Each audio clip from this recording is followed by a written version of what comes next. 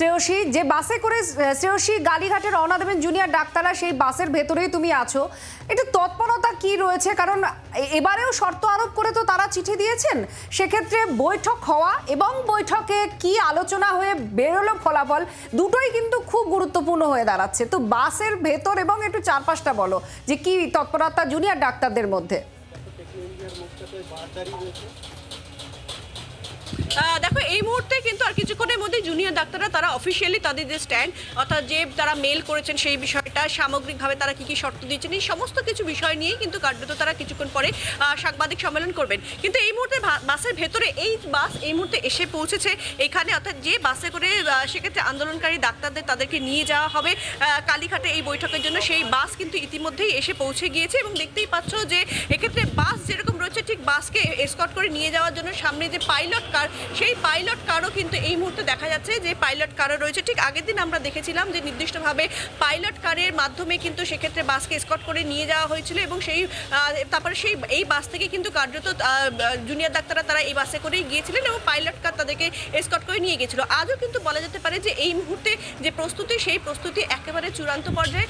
বাস ইতিমধ্যেই এসে গিয়েছে এবং পাইলট কারও রেডি হয়ে গিয়েছে। ঘড়ির কাঁটায় এই মুহূর্তে কিন্তু 5টা বাজতে আর কিছুটা সময় বাকি রয়েছে।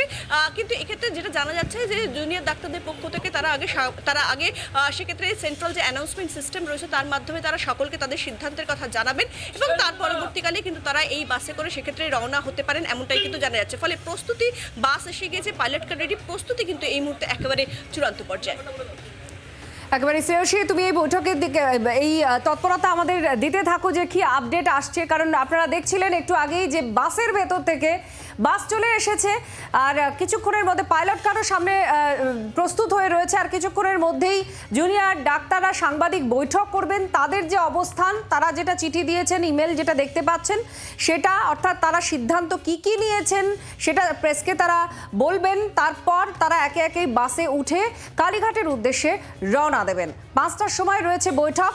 মনোজ পন্থ মুখ্য সচিব, তিনি ইমেলে জানান যে আজকে বৈঠকে আবেদন করেন, বৈঠকে আহ্বান করেন যে এটাই সরকারের তরফ থেকে শেষ চেষ্টা আজকের এই বৈঠক এবং আন্দোলনকারী জুনিয়র চিকিৎসকদের সেক্ষেত্রে এই বৈঠকে কিছু শর্ত দেওয়া হয়, অর্থাৎ সম্প্রচারের ক্ষেত্রে যে সমস্যাগুলো তৈরি হচ্ছিল, এর আগের বৈঠক ভেস্তে যায় লাইভ স্ট্রিমিং, ডিজিটাল স্ট্রিমিংয়ের ক্ষেত্রে, সেই বিষয়গুলোকেই এখানে বলা হয়েছে যে কোনো লাইভ স্ট্রিমিং হবে না, ভিডিওগ্রাফি হবে না, আর যদি শুধুমাত্র মিনিটস হবে। এটা এই শর্ত দিয়ে মুখ্য সচিব জুনিয়র ডাক্তারদের মেল পাঠিয়েছেন এবং জুনিয়র ডাক্তারদের যে মেল এই মুহূর্তে আপনারা দেখতে পাচ্ছেন তারাও আবার শর্ত পাঠিয়েছেন। তারা বলছেন ভিডিওগ্রাফি হবে, যদি সরকার তাদেরকে ভিডিওগ্রাফি করতে না দেওয়া হয় তাহলে সরকারের ভিডিওগ্রাফি করাটা তারা পাবেন, আর না হলে দুপক্ষই মিনিটস করবে। বাংলার আওয়াজ, বাঙালির আবেগ, জি 24 ঘন্টা।